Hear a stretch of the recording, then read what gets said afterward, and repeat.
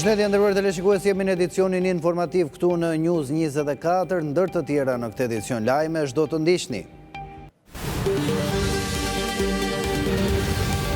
Listat e Partisë Socialiste për kandidatët për deputet, Rama takime kok më kok me drejtuesit politik të qarqeve. Zgjedhjet e 11 majit, Komisioni Qendror i Zgjedhjeve publikon listën paraprake të votuesve nga jashtë. Albin Kurti, kemi prova se Serbia ndërhyri drejt për drejt në zgjedhjet e 9 shkurtit. Binjemit vrar në Siri nga luftimet e forcave qeveritare dhe mbështetësve të Asadit. Shëbaja kërcënon me përgjimet dhe përgjigjet mundshme ushtarake pasi Irani refuzoi bizedimet bërthamore.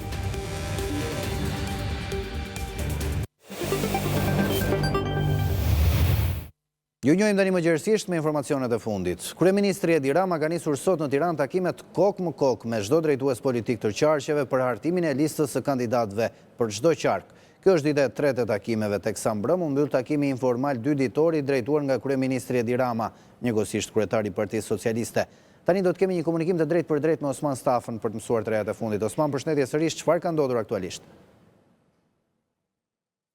Përshëndetje Klevi, pas një pushimi rreth një orë të kryeministrit Edi Rama, i cili u largua rreth orës 13:30 nga vila numër 30 në kryeqytet, e cila ndodhet pranë kryesisë së Kuvendit të Shqipërisë, është rikthyer përsëri dhe ka vijuar takimet me drejtuesit e tjerë politik të Partisë Socialiste nëpër qarqet e vendit. Unë do ta bëj pra një rezume të ditës së sotme takimeve që kryeministri i vendit Edi Rama nisi që në orën 9 të mëngjesit, nga ku me secilin drejtues politik ka pasur një takim kok më kok për të pritur nga drejtuesit politik listën e kandidatëve të mundshëm për deputet që ata propozojnë, kandidat që propozohen të jenë në listat e mbyllura dhe ata kandidatë të cilët propozohen të jenë në listat e hapura të Partisë Socialiste. Dhe takimet kanë nisur me Blendi Klosin, drejtues politik i Partisë Socialiste për Dibrën, Mirela Kumbaro e drejtuese politike Gjirokastrës, më tej me zotin Manja, drejtues politik i Lezhës, Zonja Sako, drejtuese politike Qarku Durrës, Benet Beci, drejtuesi i Shkodrës, Niko Peleshi, drejtuesi i Korçës, Bledi Çuçi, drejtuesi i Vlorës, Shalsi. Me njëherë pas pushimit për rreth një orë, kryeministri i vendit ka nisur takimet me Eduard Shalsin, drejtuesi politik i Kuksit. Më tej aktualisht në takim është zonja Manastirliu, Gerda Manastirliu, drejtuese politike e Tiranës, dhe pritet që në vijim të kenë takime me kryeministrin e vendit Elisa Spiropali, e cila gjithashtu është drejtuese politike e kryeqytetit e Tiranës. Më tej do të jetë zonja Balluku e për ta përmbyllur me zotin Mazniku, drejtuesi politik i qarkut Elbasanit. Ndërkohë që ajo çfarë ka bërë lajm janë edhe kërkesat e raportuara ditën e sotme nga mediat të 4 kryebashkiakëve të Partisë Socialiste, Tërmet Peçi, i cili drejton Bashkinë e Tepelenës, Ervin Demo drejton Bashkinë e Beratit, Juliana Memaj Bashkinë e Dimalit, Agron Malaj Bashkinë e Matit, të cilët kanë kërkuar që të jenë kandidat për deputet në radhët e Partisë Socialiste. Ndërkohë që mbetet për të parë se cili do të jetë vendosja apo vendimi që kryeministri i vendit Edi Rama do të ketë ndaj kryebashkiakut Partisë Socialiste Erion Velia, ndërkohë që kemi qenë dëshmitar se si kryeministri i vendit nuk ka pëlqyer mënyrën se si s'pa ka reaguar ndaj tij apo vendimeve që ka marrë drejtësia në drejtim të kryebashkiakut të Tiranës. Mbetet për të parë nëse Edi Rama do të ketë do të tentojë që ta ketë Erion Veliajin si kandidat të mundshëm për deputet në radhët e Partisë Socialiste, sikundër ka bërë apo do të bëjë Partia Demokratike me Ilir Metën, i cili ndodhet në burg teksa është nën hetim dhe që do të jetë kandidat në radhët e Partisë Demokratike, koalicionit që opozita ka themi formuar me 26 parti. Ndërkohë që nga ajo se çfarë paktën flitet duke mbështetur edhe tek deklaratat publike të Edi Ramës, kryeministër i vendit njëherëzi edhe kryetari i Partisë Socialiste, bërë për media dhe jo vetëm, ai preferon që në listat e mbyllura të ketë kandidat gra vajza, gjithashtu drejtuesit politik, sikundër edhe deputetët cilët kanë një mandat në radhët e Partisë Socialiste, ndërkohë që ai publikisht ka deklaruar se të gjithë ata deputet nga radhët e Partisë Socialiste të cilët kanë më shumë se një mandat, pra kanë 2 mandate më shumë, ata do të jenë në listat e hapura të Partisë Socialiste. Kjo në fakt ka bërë që nëse kemi parë gjatë gjithë këtyre muajve që personazhe të ndryshëm, të rinj dhe jo vetëm, janë bashkuar platformës Partisë Socialiste deputetë që duam, duke kërkuar që të kenë edhe ata mundësinë për të qenë deputet të Partisë Socialiste në legjislaturën e ardhshme 2005-2029. Me qartë, janë mbi 500 kandidat në deputeti që duam në këtë platformë, ndërkohë Osman, për gjithë ata që na bashkojnë në këtë moment duhet ta përsërisë si pyetje. Në kampin opozitar, çfarë ndodh, nuk ka detaje, përmende pak po. Atëherë, po, Klevi, pritet me shumë interes mbledhja e kryesisë Partisë Demokratike, pasi do të jetë ky forum i cili do të përcaktojë se cilët do të jenë kandidatët e Partisë Demokratike të cilët do të jenë në listat e mbyllura dhe se cilët do të jenë ata kandidatë të cilët do të luftojnë për mandatet e deputetëve në listë të hapur. Pra, procesi primarëve ishte kualifikues, gjithë ata cilët kanë kaluar pragun e një numri votash në çdo qark janë kualifikuar, emrat e tyre do të vinë kryesinë e Partisë Demokratike, drejtuesit politik Partisë Demokratike do të jenë të gjithë në listë të mbyllur dhe do të mbetet për të parë se cila do të jetë renditja që do të bëj kryesia e Partisë Demokratike, Sali Berisha si kryetari i Partisë Demokratike, sa i takon këtyre emrave të cilët kanë kaluar primaret, dikush me një numër caktuar votash, dikush më pak, por që kanë kaluar pragun, do të shikohet renditja që do të bëhet për secilin qark në radhët e Partisë Demokratike në mënyrë që kandidatët e përzgjedhur të kandidojnë, pra ata të listës hapur, por edhe ata të listës mbyllur që konsiderohen si një grup deputetësh që cilësohen të sigurt, por që do duhet të bëjnë vota për Partinë Demokratike për koalicionin opozitar. E qartë. Mirë Osman, faleminderit për gjitha informacionet që ndajmë ne nga pamjet mbrapa shtëpinë, duke se kanë porositur dhe ushqim, se shoh një motorist aty që po kërkon të futet brenda të kaloj traun, orët e gjata kanë bërë që të marrin masat aty. Mirë Osman, shumë faleminderit për gjitha informacionet që ndajmë ne. Faleminderit juve.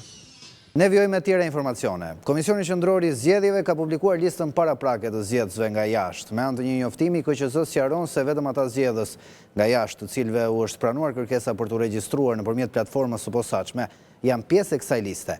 Këta zgjedhës kanë mundësinë nga data 9 deri më 10 mars 2025 të kërkojnë çregjistrimin nga lista e zgjedhësve, në rast se për arsye objektive gjykojnë se do të jenë në Republikën e Shqipërisë në ditën e zgjedhjeve më 11 maj 2025.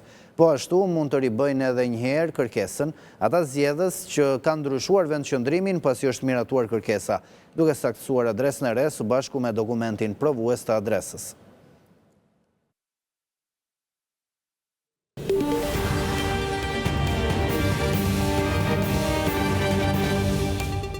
Ndrojmë temën e informacioneve tona. Kryeministri i Kosovës Albin Kurti akuzoi këtë të diel Serbinë për ndërhyrje të drejt për drejt në zgjedhjet parlamentare të 9 shkurtit në Kosovë, duke ndikuar në zgjedhjen e deputetëve serb dhe të pakicave të tjera. Kurti tha se vetë presidenti i Serbisë Vučić ka inkurajuar çdo aktor shtetëror e jo shtetëror serb që të përfshihet në zgjedhjet e Kosovës. Kryeministri Albin Kurti akuzoi paraditën e kësaj të diele Serbinë për ndërhyrje në zgjedhjet e fundit parlamentare të Kosovës. A i tha se shteti ka identifikuar 7 instanca apo aktor shtetëror dhe jo shtetëror të Serbisë që e kanë bërë këtë.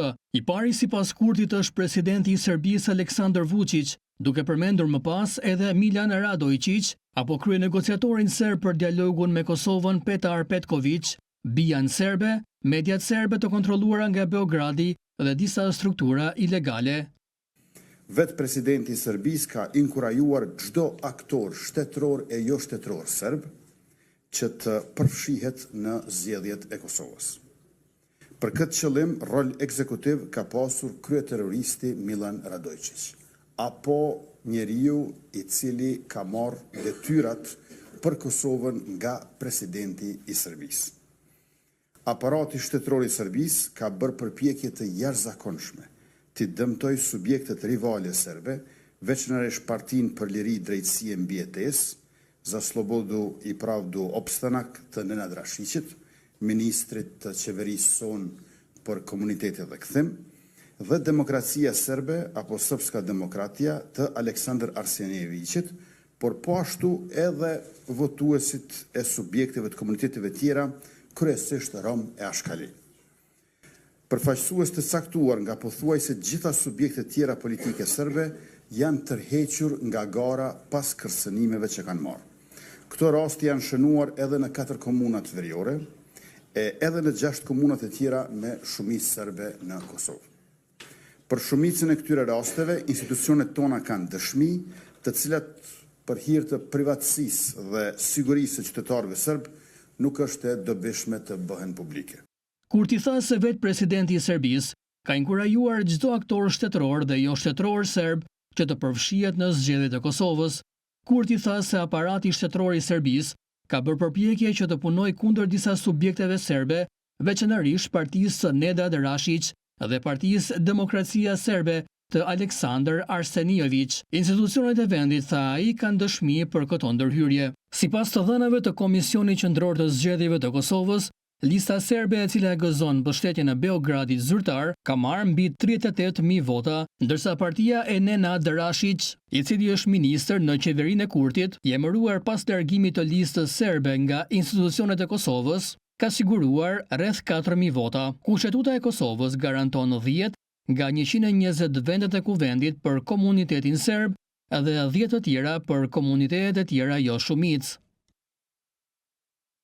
Mira njerëz protestuan kundër qeverisë serbisë të shtunë, ndërsa punëtor nga sektor të ndryshëm ju bashkuan studentëve në një nga demonstratat e tyre të rregullta. Protestuesit marshuan nëpër Beograd përpara se të mblidheshin në sheshin qendror të Republikës në një shfaqje të pakënaqësisë ndaj qeverisë. Protestat e rregullta të udhëhequra nga studentët janë mbajtur në Serbi që nga nëntori, kur 15 njerëz u vranë pas shëmbjes së çatisë së stacionit hekurudhor në qytetin verior të Novi Sadit. Shumë serbi atribuojnë fatkeqësinë korrupsionit të shprenuar që ata e lidhin me udhëheqjen 10 vjeçare të presidentit Aleksandar Vučić. Ata gjithashtu akuzojnë Vučićin dhe partinë e tij për lidhje me krimin e organizuar, cënimin e lirisë dhe medias dhe dhunës ndaj kundërshtarëve politik. Qeveria ka thënë se ka nisur një aksion kundër korrupsionit pas katastrofës së stacionit të trenit, duke arrestuar 10 persona me akuza për korrupsion.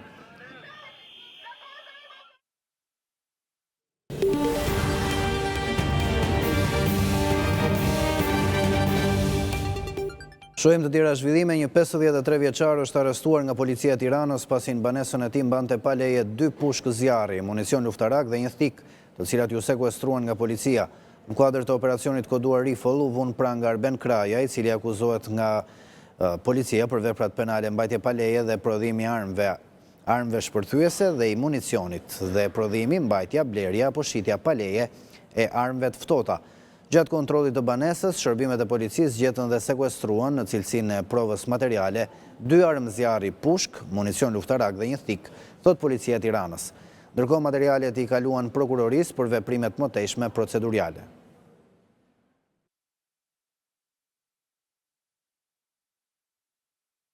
Specialistët e seksionit për hetimin e trafiqeve dhe narkotikëve në bashkëpunim me seksionin operacional të Drejtorisë Vendore të Policisë Gjirokastër kanë organizuar dhe finalizuar operacionin policor të koduar Wanted 2. Gjatë këtij operacioni u kap në Tepelen dhe u vun pranga shtetasi me inicialet KQ, 32 vjeç, banues në fshatin Luzat. Ky shtetas ishte shpallur në kërkim pasi gjykata e Korçës i ka caktuar masën e sigurisë arrest në burg për veprën penale ndihma për kalim të palishëm të kufive kryer në bashkëpunim. 32 vjeçari u dorëzua shërbimeve të Drejtorisë Vendore të Policisë Korçë, ku nga ana e seksionit për hetimin e trafiqeve dhe narkotikëve u bë ndalimi i tij dhe referimi i materialeve për veprimet mëtejshme në prokurori.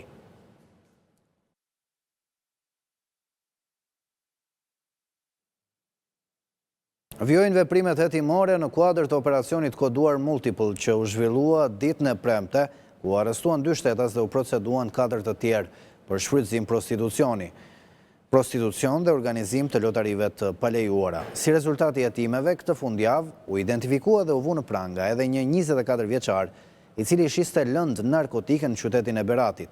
Shtetasit me iniciale ML janë sekuestruar 10 doza kanabis, një sasi kanabisi në formë boqeje, një shumë parashe përfituar nga shitja e lëndës narkotike dhe sende të tjera të kundralishme. Materialet i kaluan prokurorisë pranë gjykatës së shkallës së parë Berat për veprimet mëtejshme.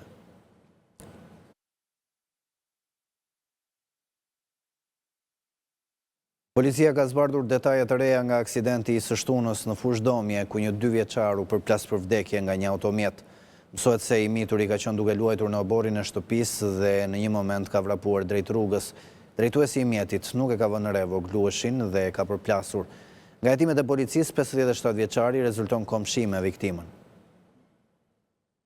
Detajet të reja kanë dalë në dritë nga aksidenti tragjik pas ditën e së shtunës në Fushdomje të Vorës, ku një i mitur 2 vjeç është përplasur për vdekje nga një makinë. Mësohet se 2 vjeçari ka qenë duke luajtur në oborrin e shtëpisë dhe për një çast ka vrapuar drejt rrugës. Autori që po drejtonte automjetin, identifikuar si Ylber Manarkolli, 57 vjeç, nuk e ka vënë re të miturin dhe aksidentalisht ka shkaktuar përplasjen. 57 vjeçari është larguar menjëherë nga vendi i ngjarjes dhe arrestimi i tij u bë pak orë më vonë. Nga hetimet e policisë, rezultoi se drejtuesi i automjetit ishte komshi me viktimën. Familjarët e shoqëruan të tronditur 2 vjeçarin në poliklinikën e Kamzës dhe më pas në spitalin e traumës me shpresën se fëmia do të shpëtonte, edhe pse ky i fundit arriti pa shenja jete në spital. Ata deklaruan se i mituri është përplasur në rrugë nga një mjet i pa identifikuar, por më pas nga hetimet është zbuluar se ka qenë komshiu 57 vjeç që ka shkaktuar aksidentin. Ka nisur rikonstruksioni i rrugës së Komanit me 10 kilometrat e parë të kësaj rruge nga Komani në drejtim të Vaut të Dejës. Për banorët, rikonstruksioni i rrugës do të shërbejë për zhvillimin e zonës. Rruga e Komanit e amortizuar prej vitesh tashmë po rikonstruktohet. Puna ka nisur me 10 kilometrat e parë nga Komani në drejtim të Vaut të Dejës. Për banorët e zonës, nisja e punimeve do të shërbejë për zhvillimin e zonës. Ka qenë domosdoshme, rruga e degraduar krejtësisht e degraduar, ato do të ketë një ndikim shumë të madh, ndryshim 100%. Sa herë vinë turistë ato na pyesin a ka një rrugë tjetër për mu kthy. Ky investim ka ngjallur interes dhe te banorët që jetojnë në emigracion, duke i nxitur ata të rikthehen dhe të investojnë në këtë territor. Unë jam kthy për emigrimit, e mundu me hap i biznes, po pengesa më e madhe ka qenë rruga. Ka qenë kërkesë e kaheshme, po desh ka ardhur kena ardhur të krijuar besimin tonë që një premtim i dhanë, po bëhet edhe realitet. Është shumë e rëndësishme sepse na bën që ne mu kthy halat e vendit jon, edhe me pse jo me investu edhe për këtë vend, se në fund ditës ne jena për këtë vend, nuk do të më e lanë. Edhe me thënë drejtën, unë për veten time, unë mas shumë vitesh du me pa këtë vend, domethënë me shumë investime të reja, me shumë gjëra të mira, edhe pse jo minimu edhe prind tonë këto edhe më kthy prapë. Përveç zhvillimit të turizmit, ndërtimi i rrugës krijon lehtësi edhe për shërbimi shëndetësor në Koman. Kena pas shumë vështirësi me përcjelljen e të smurëve deri në spitalin e Shkodrës, edhe shpeshherë i kena përcjell edhe me makinat tona derisa jena taku me ambulancën, se ka qenë shumë e vështirë transporti i tyne. Me hapjen e rrugës, ju na keni fal jetë. Thëmë drejten, gjithë kanë problem, kanë pas problem rrugën, gjithë kanë përfitu prej kësaj rruge, por më shumë sa s'kush besoj se shnetësia, se kena të bëjmë me jetën e njerëzve. Rruga e Komanit lidh qytetin e Shkodrës me liçenin e Komanit dhe vazhdon drejt Fierzës, duke shërbyer si pjesë e një itinerari të rëndësishëm për ata që udhëtojnë drejt Alpeve shqiptare.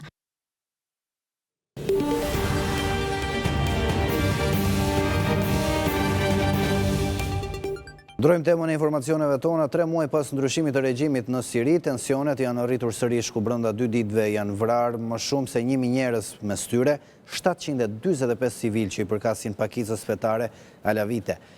Raportohet se gjatë këtyre ditëve, forcat e sigurisë së qeverisë së re siriane janë përleshur me luftëtarët besnik të regjimit Asadit. Mëngjesin e kësaj të diele, presidenti i përkohshëm i Sirisë, Ahmad al-Shara, bëri thirrje për unitet. Më shumë se 1000 njerëz, përfshirë 745 civil u vranë në 2 ditë përleshjesh mes forcave siriane të sigurisë dhe luftëtarëve besnik ndaj regjimit të Asadit, njoftoi observatori sirian për të drejtat e njerëzit, një nga shifrat më të larta të vdekjeve në Siri që nga viti 2011. Ky observator me qendër në Mbretërinë e Bashkuar tha se 745 civil që i përkasin pakicës fetare Alavite u ekzekutuan nga forcat e sigurisë o qeverisë së re siriane, ndërsa 125 forcat siriane të sigurisë dhe 148 besnik të Asadit u vranë gjithashtu në luftime.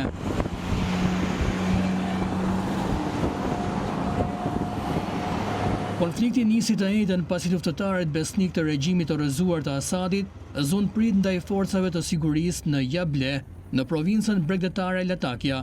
Sulmi i gjerë dhe i koordinuar ishte sfida më e madhe për autoritetet islamike të vendit deri më tani dhe erdhi 3 muaj pasi luftëtarët e opozitës u udhëhequr nga grupi i rebel islamik Hayat Tahrir al-Sham rrëzuan presidentin sirian Bashar al-Assad.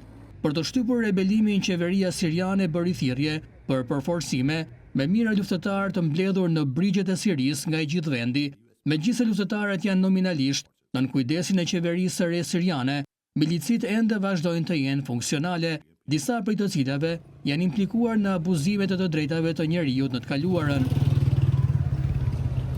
Të dielën presidenti kalimtar i Sirisë Ahmed al-Shara tha se zhvillimet ishin brenda sfidave të pritshme dhe bëri thirrje për unitet kombëtar. Ne duhet të ruajmë unitetin kombëtar dhe paqen e brendshme.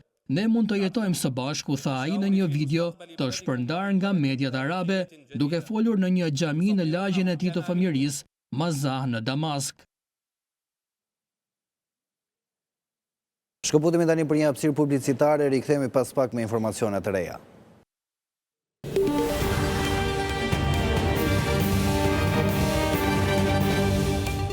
Rikthehemi në studio, shohim tani të tjera zhvillime. Irani u përball me një tjetër paralajmërim nga Shtetet e Bashkuara në lidhje me programin bërthamor të Teheranit. Sipas shtëpisë së Bardhë, Irani do të përballet me përgjigje ushtarake nëse nuk pranon arritjen e një marrëveshje për programin nuklear.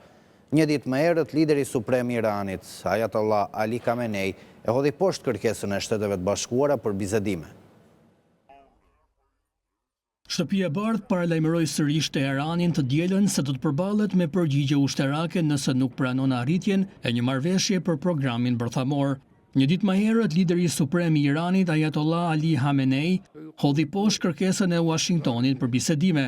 Ne shpresojmë se regjimi i Iranit i zgjedh interesat e veta më të mira dhe popullin e vet në vend të terrorit, tha zëdhënësi i sigurisë kombëtare të Shtëpisë së Bardhë në një komunikat të dielën, duke përsëritur deklaratat e presidentit Donald Trump, që tha se nëse detyrohemi të futemi ushtarakisht, do të jetë të tmerrshme. Në një intervistë me Fox Business, Trump deklaroi se ka 2 mënyra për të trajtuar Iranin, ushtarakisht ose duke bërë një marrëveshje për të parandaluar Teheranin nga sigurimi i armëve bërthamore. Ndërkohë, lideri suprem i Iranit Ali Khamenei tha më 8 mars gjatë një fjalimi para një grupi zyrtarësh iranian, pa përmendur drejt për drejt Trumpin apo Shtetet e Bashkuara të Amerikës, se bisedimet e tyre nuk synojnë zgjidhjen e problemeve.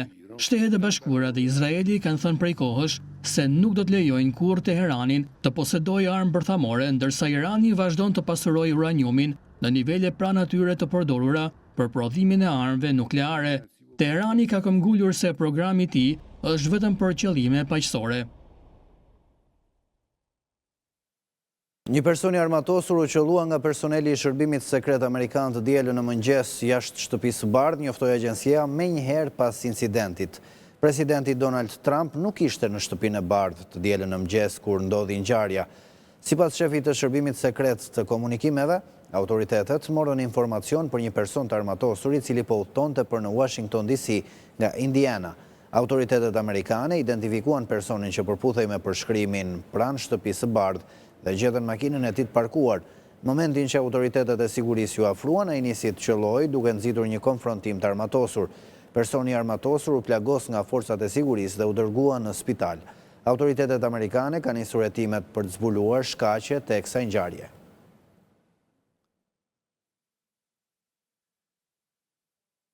Një person që u ngjit në pjesën e poshtme të kullës Elizabeth të Big Benit në Pallatin Westminster të Londrës të shtunën ka zbritur pas 16 orësh dhe u arrestua, tha policia britanike të dielën. Sipas mediave britanike, ai valviste një flamur palestinez dhe bërtiste Palestina e lirë. Ne kemi punuar me agjenci të tjera duke përfshirë brigadën e zjarfiksve të Londrës dhe vendosëm oficer specialist për të mbyllur këtë incident sa më shpejt jetë e mundur, duke minimizuar rrezikun për jetën, tha një zëdhënës i policisë metropolitane. Ekipet e urgjencës ishin gjetur në një vinç për të negociuar me burrin dhe ai zbriti pasi më parë u tha negociatorëve kushtet e tij. Shërbimet e urgjencës mbyllën urën Westminster të shtunën si përgjigje ndaj incidentit dhe takimet parlamentare u anuluan. Të gjitha rrugët janë rihapur të dielën pas arrestimit personit, shtoi policia.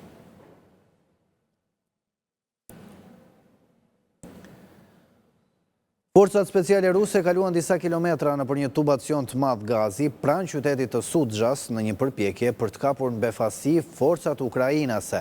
Këto të fundit i zbuluan menjëherë dhe u përgjigjën me sulme me raketa, artileri dhe dron duke shkatruar njësitë ruse. Synimi i forcave ruse është dobimi i ushtarëve ukrainas nga rajoni perëndimor i Kurskut. Forcat speciale ruse kaluan disa kilometra nëpër një tubacion të madh gazi pranë qytetit të Sudzhas në një përpjekje për të kapur në befasi forcat ukrainase si pjesë e një ofensive të madhe për të dëbuar ushtarët ukrainas nga rajoni perëndimor rus i Kurskut, njoftuan mediat ndërkombëtare. Kanalet ruse të Telegram treguan fotografi të forcave speciale me mas gazi dhe drita përgjatë pjesës së brendshme të asaj që dukej si një tubacion i madh. Një deklarat nga shtabi i përgjithshëm i Ukrainës tha se ushtarët rus kishin përdorur tubacionin e gazit në një përpjekje për të marrë kontrollin e një baze ushtarake, por forcat e sulmit ajror ukrainas i zbuluan menjëherë dhe u përgjigjen me sulme me raketa, artileri dhe dron që po shkatërrojnë njësitë ruse. Mira ushtar ukrainas kapën rreth 1300 km2 të rajonit të Kurskut në Rusi në gusht të vitit kaluar, në ato që Kievi tha se ishte një përpjekje për të detyruar Rusin të zhvendos forcat nga Ukraina lindore, raporton Reuters. Një burr peruan mbijetoi mrekullisht pasi u përplas nga një tren në Lima gjatë orëve të natës të së shtunës. Pamjet e filmuara nga kamerat e sigurisë kapën incidentin befasues duke treguar burrin duke fjetur me kokën shtrirë mbi shinat e hekur udhës, pikërisht kur një tren që lëvizte ngadalë po afroi. Në mënyrë të pabesueshme, 28 vjeçari arriti të shpëtojë vetëm me disa dëmtime të lehta në dorë. Një 28 vjeçar peruan mbijetoi mrekullisht pasi u përplas nga një tren në Lima gjatë orëve të para të së shtunës. Pamjet e filmuara nga kamerat e sigurisë kapën incidentin befasues duke treguar 28 vjeçarin duke fjetur mbi shina pikërisht kur një tren që lëvizte ngadalë po afrohej. Treni e përplasi të riun, por në mënyrë të befasueshme, ai arriti të ngrihej duke çaluar. Një zyrtar lokal i intervistuar nga mediat lokale tha se 28 vjeçari dukej se ishte në efektin e alkoolit në momentin e ngjarjes. Policia dhe një ambulancë u dërguan menjëherë në vendngjarje dhe burri u dërguar në një spital aty pranë për vlerësim. Sipas raportimeve të mediave, ai posoi vetëm gërvishje dhe dëmtim në disa gishta të dorës së majt.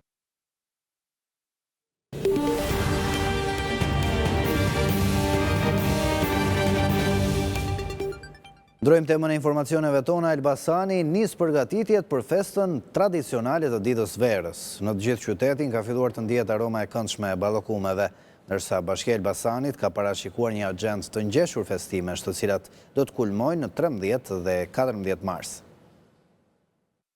Kryeqendra e ditës së verës Elbasani ka gjithçka gati për festën tradicionale të ditës së verës. E gjithë java do të jetë e mbushur me aktivitete të larmishme, të cilat padyshim fillojnë me fëmijët e shkollave dhe kopshteve. Festimet jo pa qëllim janë nisur me panajër tradicional të fëmijëve me qëllimin e madh të përçimit të traditës. Pranvera tashmë ka zbukuruar rrugët me lulet e para, ndërsa në të gjithë qytetin ka filluar të ndihet aroma e këndshme e ballokumeve që janë dhe gatimi tradicional i kësaj feste. Tradita e do që dita e verës të festohet në Elbasan dhe ky qytet është bërë gati për të pritur mijëra vizitor nga gjithë Shqipëria. Bashkia e Elbasanit ka parashikuar një agjendë të ngjeshur festimesh, të cilat do të kulmojnë në data 13 dhe 14 mars, por do të shkojnë edhe përtej kësaj date. 14 marsi pasohet nga fundjava, në të cilën po ashtu janë parashikuar aktivitete me qëllimin që vizitorët këtë fundjavë ta kalojnë në Elbasan. Ndërkohë festimet të përmasave të mëdha të ditës së verës do të ketë edhe në Bashkinë e Belshit dhe në Çermenik të Librazhdit, ku ka zënafillën kjo festë.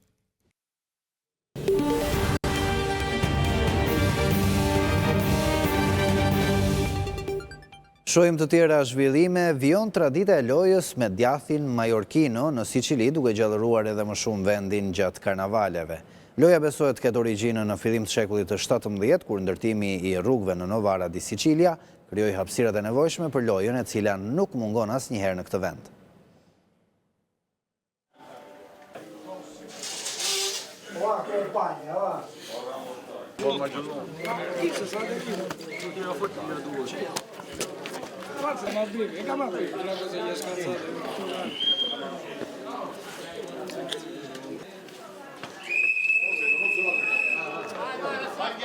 Duke u rrotulluar nëpër tokë një rrotë fort djathi Majorkino 10 deri në 12 kg, zë qendrën e vëmendjes në lojën emocionuese shekullore siciliane në fshatin e vogël Novara di Sicilia.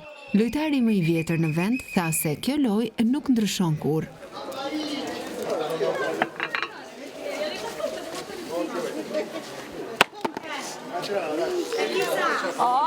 Chiedi ora. Mica sente che non piglia roba, non arrivo io la massa.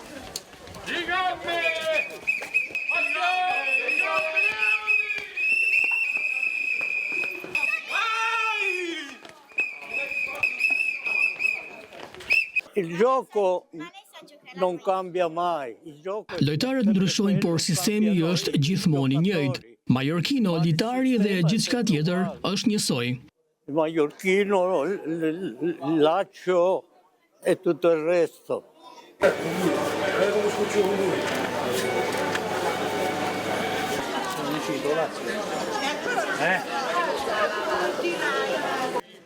Në këtë lojë që luhet gjatë sezonit të karnavaleve, skuadrat prej 2 ose 3 lojtarësh hedhin me radhë rrotën e djathit sa më larg që të jetë mundur përgjatë një rruge të caktuar prej rreth 2 kilometrash, duke përdorur një litar 3 deri në 3.5 metra të gjatë.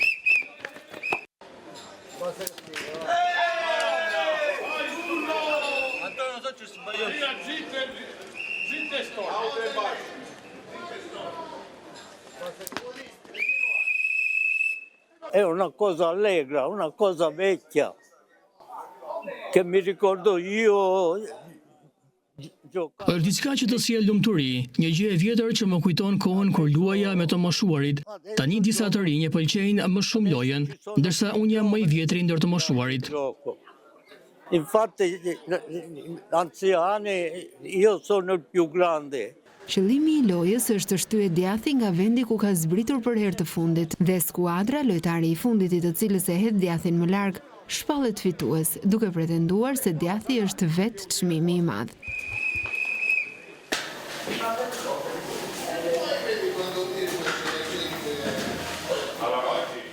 Një tjetër qytetar tha se djathi duhet pastruar për të qenë sa më efikas në lojë.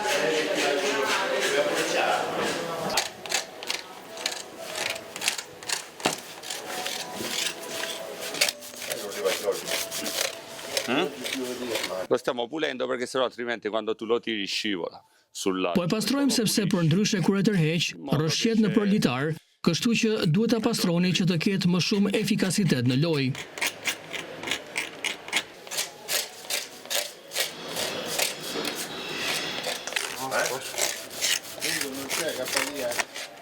Loja besohet të ketë origjinën në fillim të shekullit të 17, ku ndërtimi i rrugëve në Novara di Sicilia krijoi hapësirat e nevojshme për lojë. Presidenti i Olympia Sports Club, Angelo Di Pietro, e përshkroi atë si një traditë shumë të rëndësishme të Sicilisë. È una tradizione molto importante perché non si perdono le origini, non si perde la... Është një traditë shumë e rëndësishme sepse nuk humbet origjina, nuk humbet historia. Të gjithë jemi krenar për këtë lojë me djathin Majorkino sepse më parë askush nuk e njihte, ndërsa tashmë është bërë e njohur.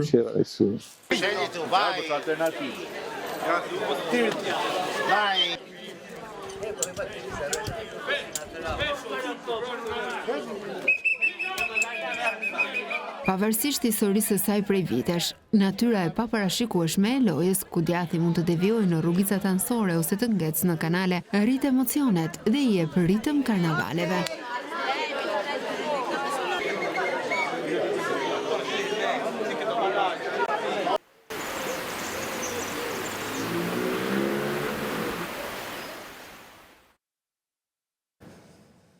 Me këtë kronik mjaft interesante mbyllim këtu këtë edicion informativ, por mos harroni, për informacionet më të fundit mund të shkoni në balkanu.com për të informuar mbi ngjarjet më të fundit nga vendi dhe nga bota në korale. Bashkë ndajemi këtu, mirupafshim.